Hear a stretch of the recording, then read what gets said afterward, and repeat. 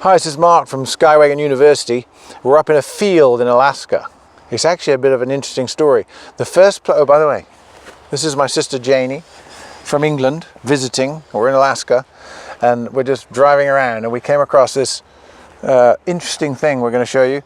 When I came up here in Alaska in 1988 as a kid traveling around, I'd only ever been in an airliner, ever. The only plane I'd ever been in, aged 18. And the second plane I ever went in, the first plane I ever went in that wasn't an airliner was a DC3, a Dakota, a C-47. And so we're up here in Alaska wandering around, and I always remember that plane because it had memories about things that I'd done in it. And here we are in a field, and here it is. This isn't a DC3, this isn't a Dakota, this is the exact plane that I went in 1988, 305 Sierra Fox. We used to call it Sugar Foxtrot. So there's a lot of stories and amusement to be had from it, and I'm not going to get all technical and DC3ish, otherwise you'll get really bored. No, really. I love these stories. But there's a few amusing childhood stories that I had in this plane, so we'll kind of walk around it and see, you know, if I can come up with them without having a moist eye. So my brother and I came to America, hitchhiked across America, went up to Alaska. He had contact, he was always in Alaska, I remember. And then he left and went back to England, and I carried on, and I went to Yakat, and I got into, that's where I got into flying. So you did, yeah. First time I'd ever been in, that's where I said, let's fly and learn to fly. So you were 22, yeah? Yeah, 20, yeah. And I was addicted to flying from then, and this was the first plane I ever went in. I always remember I didn't know anything about them at the time, and I wasn't a pilot, but the guys that were operating it, they were flying fish on and off the beaches, flying out, literally landing on the sand and hauling freight cargo fish in the back, flying it back to Yakat and unloading it for the fishing permit people on the beaches. So I just went along in it for fun. Oh yeah, land on a beach in a DC3, everybody does that. How often have I done that since? Oh, never. Amazing, amazing. But I remember we'd come out to it to get it ready to go, and the pilot's pulling the prop through, and he's pulling down the blades and it's 18 cylinders, so you have to pull it through 18 times to stop the oil that's in the bottom cylinders accumulating, and then you start and it blows them off. So you have to pull it through, and then you got to do the other one, and it looked just like this except shinier, because it's been here for what? It looks like it's been here for about 40 years. Yeah. And then we'd fire it up and go out and collect fish off the beaches down by the Sayou, down by Yagat, what to then sell? Well, the fisheries would say to the fishermen, you catch the fish, we'll buy them, but you've got to freight them in and then take them to the canneries. Yeah. You know, and I had a dream of being, Rupert and I, actually, my brother. Our brother, yeah. We were going to have, we were going to work in the canneries to make money, but they were very strict about that because we weren't American, so we couldn't. So we carried on up into Alaska. But this plane would bring the fish back to go to the canneries, which is where Alaskan salmon came from.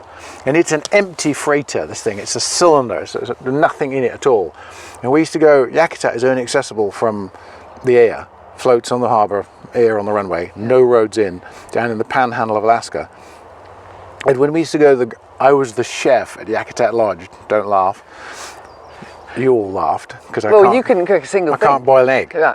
Mum laughed. I said, Mum, I'm a chef. What? Yeah, but how did you become the chef quickly? Why did that happen? So that night in Yakat, the first night I'm there, like I'm 18, I didn't know what was going on, and you know, and a fight break. And I'm the general dog's body guy. I was literally going to be gutting fish, taking people to the river, getting fishermen up and down, just on a low wage, just to make a bit of cash, and then move on.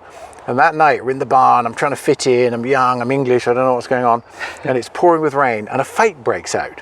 And somebody goes, get out of here, never come back, and kicks him out into the dirt and the rain. He's like, screw you. And I said, you know, hey, who's that? The chef. And I said, who's the chef now? And they were like, you are. I said, I can't boil an egg. So the next morning I'm out in it's a rusticy old restaurant kind of place, but I'm out in the restaurant and there's the guys out there, bush pilots, and they're all like, yeah, give me the eggs over easy, give me and I said, the eggs what? And he said, where are you from, son? I said, England, you know. So that guy, one of those pilots, came back into the kitchen with me and showed me how to cook an egg over all different styles of cooking on the griddle. Yeah. So I had this side hot, cooler, and I'd slide shit around on there, and by the end of the week I was kind of got it under control. Yeah.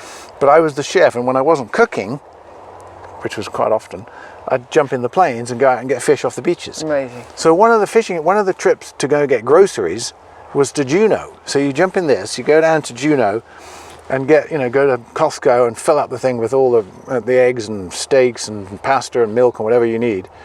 And we needed a car at Yakat. So we bought a VW Bug, well they did, Beetle, English, and we got it up to the plane and lifted it into the plane, like 10 of us, lifted it up and put the front wheels in, turned it up the fuselage, put the winch on it, shoved the back in and winched it up to about there. Wow. And then loaded up the groceries. And then tied it all down. Slashed it down, yeah. And then flew to Yakat and then brought this up to the Yakat Lodge, to the restaurant door. And, hey, give us a hand, Dave, Bill, Mike, Pete. And everybody came out of hangars, and there's 10 of us. And we wheeled that thing out and got it in midair and just dropped it. No. And that is where that car probably still is. That's probably where it died. But that was our get to the harbour and back car that came into Yakat in this plane. That's amazing. I'm not going to. Fantastic. I don't know who owns it. I'm not going to mess around with it because it's not mine. But I mean, this is a. Let's walk around it and see if I can come up with any other stories. And how did you find out it was here, by the way? Somebody called me. I was telling them a story about Yakat Lodge, and I told him about Sierra Fox, and he said, "I know where that plane is." I mean, yeah, it's in Utah. That's where we left it. And he said, "No, it's in Alaska." So I said, "Right, we're going to Alaska. We're going to visit it." Excellent. And here it is. Excellent. See that plate up there that's got dents in it? Yeah. See, there's a line of dents. Yeah. That's where the propeller's spinning and it gets ice on the leading edges and it slings the ice at the side of the plane, so you have to put a thicker skin there. Ah. So when you're in it and you're in icing conditions, you're hearing this bang, bang of ice pounding against the side of the fuselage. And this thing only does 150 miles an hour. It's not fast. No. But it holds freight, it holds people. These were carrying troops across the Atlantic all through the war, bringing people to American equipment and personnel across the Atlantic to Europe. Wow, the stories. And it's probably a 42 or 3. Let's have a look at it. So it was these colours when it was working, but up there where that new bit of white is, see above the blue line, there's like a bit of lighter white. That's the name of the company that was operating it. It was Majestic Airlines, and they've weighted it out, so it's obviously not working for them anymore. And while I'm standing here looking at it, these have a massive check on them. Like there's an X-ray that they have to have, like an ultrasonic test on them on their wings. And when we brought it down from Alaska to Utah, where it was based, it went in for its ultrasonic check. And I saw it later and I heard that it had passed. It was obviously still working, so I don't know what happened to it. But looking from here, look at that wingtip. So this plane has probably been put out here and then neglected due to a repair that it needs, because this wing has dragged on the ground. And that's a major fix. And they come off along that seam. Let's wander back over here quickly and look at this. They come off along this seam with all these bolts. And that whole outer wing just comes off. Can you imagine undoing that? Yeah. I heard a story of a guy who was taking one of these off and he had it all supported and they undid every single bolt. There's like 500 of them. And there was one left and the wing was still on the plane. Wow. And he undid it and then it came off and was on the forklift. Wow. Okay, let's walk around it. Sierra Fox. Is that wheel slumped down or is that normally as low as that? No, it's flat. Yeah, the ear's out of it. Look, wasp nests in it. And this would normally have a big elevator on it here, yeah. Okay. Fabric. And then this, yeah. A rudder on it. Yeah, a whole rudder. It's huge. I didn't realise how huge it was. It's massive. It's probably only parts now. But come around this side and we'll look at the door, and I'll tell where you put the car in. I'll tell you an amusing story about this door, this cargo door. Oh yeah, so the cargo door is big. So this is a parachute plane, and here's how I can tell. I've learned this recently. This door, this inner piece of this door, comes out and goes inside the plane, so that you can fly it with the door open, so the parachutists can pile out of it. But if you open both of them, you can see how the VW Bug would fit in there, the Beetle. Right. And we were literally like, got it now, put it in, front door, and shoving it in there. So when we were flying down from Alaska, there was a mattress up there behind the cockpit door, and it was full of freight. And if you were tired, you'd lay on the mattress. So the pilot, he said, "Oh, yeah, I'm a bit tired, I'm just going to have a rest." And the co-pilot was sitting there, so he's a real guy, right? And I didn't fly anything. I didn't know how to fly a plane. And I said, "Can I sit in the front?" Left. So I'm in the front. He's filling in forms and doing like simulated under the hood instrument stuff. And I'm flying this thing from the left seat down the Canadian... Was there any autopilot? No. No. We were down the Canadian coast, outside Canadian airspace, so we didn't need to speak to Canada, trying to get to Seattle, and then cross the Cascades and get into Utah, and then go to Salt Lake City where it lived. Well, we were over the Cascades, and I really needed to piss. And so I went out to... I'd moved the plane or something slightly to the right because Canada had said you're nearly in our airspace, and the engine made a tiny little different sort of noise, and the pilot woke up and he goes, "Since I'm awake, let me get back in the left seat." So he's in the front, and I'm like this, above the roar of the engines. "I need to piss, where do I piss?" And they go, "Out the back." Yeah, but how do you open the door when it's flying? Well, yeah. So, I mean, they were like on the intercom joking. So I was like, "Oh, okay, I'm 18, I don't know, I'm 20. So I climbed down over all the outboard engines and bits of cylinder and all the equipment and fish boxes that we'd had all summer long flying it. And I get down to here, and there's a hole there, and it's still there. So I kneel down, and I get ready, and I pissed. I peed out of there. Out of there? Yeah, and then they knew that I was down here in the fuselage. So they're like this. And with this long fuselage, I'm like, what, in the back of the plane. They're all laughing. So I come back up, and we carry on flying. And when we landed in Bellingham, we got out. This is the door, right? Yeah. You get in and you walk up there. There's a ladder. We get out the door like this, and everyone's like, "Oh, we're here, okay." And half the instruments didn't work in it from a summer working on the beaches in Alaska. We get out of it, and I'm jumped down at this, and then the pilot gets out, and he's like this. And it's filthy with dirt from the beaches on the belly, and there's a clean streak all the way down to the tail, and he's like this. "Oh, what's that? Oh, I wonder what that is." I said, "That's my... I pissed out of the back of the plane." And he's like, "You didn't." And I said, "No, you told me to." He goes, "We weren't serious." I went, "Oh." So he's like this, "Oh." So I see that they've patched it up. Wow, so what about, how much fuel how long can this fly for? They vary, but this has got like something like 600 gallons of fuel in it. Wow. So imagine filling it up, 600 times 8, so it's like $4,000 just to fill it up. And it burns 100 a side, and it holds something like 50 gallons of oil per engine. Wow. It's not economical. They weren't built to be economical. No, they were built it's a for proper whole truck, an air freight. truck. Yeah. Yeah. And these are the flaps underneath. They just split and come down. But I mean, there was, you know, when you don't know anything and you think, you know, they must know what they're doing. Oh, So yeah. we landed on a beach in like south of Yakat.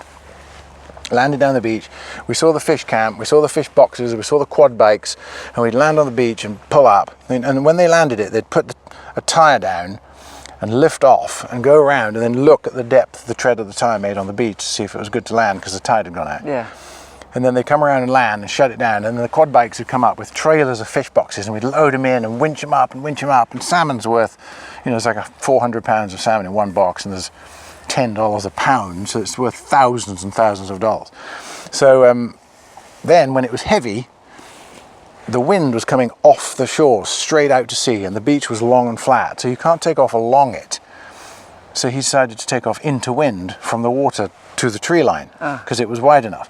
So he said to one of the guys, "Hook onto the tail wheel with the quad and tow us backwards to the water line, and then, you know, we don't want to drive it out there and turn it under its own power because of the water. Yeah. So tow us backwards." And I'm thinking, this must be normal, right? Oh my God. So we're pointing back Trust. up the beach into the trees, which is quite far, and the plane's heavy, and I'm between the seats in the cockpit like this, looking out the window. This is fun. And the two guys are up there, and the captain's full power, and the co-pilot covers his hands to keep the engines at full power. And then the pilot's in command, the co-pilot's got the throttles, and the plane's going through salt water and bumps and dunes, spray coming up. And I'm like, wow, this is fun. And I look down, and they're both shitting themselves. Oh my God. And I suddenly thought, ooh, this might be a bit more serious than I'm thinking. And I sort of sat down in the engineer's seat and put my seatbelt on. And we went out over the trees and flew away. And I said, was that close? And they went, closer than we would have liked. They didn't know if they were going to get the lift to get out. Yeah, they didn't know if it would fit, but it was heavy. Wow. And they did it. But I mean, I was just, you don't know what you don't know. Ignorance is bliss. Yeah. Yeah. But I just thought all this beach flying and fish getting and sand and stuff and, you know, lighting a campfire next to a 206 on a beach and hearing bears in the trees. I thought, well, this is what you do when you're a pilot. I'm going to become a pilot. Yeah. I haven't done it since. So this was the thing that gave you the... This is what gave me the bug. Did it? This plane was what made me do what I do today. You're going to be crying soon.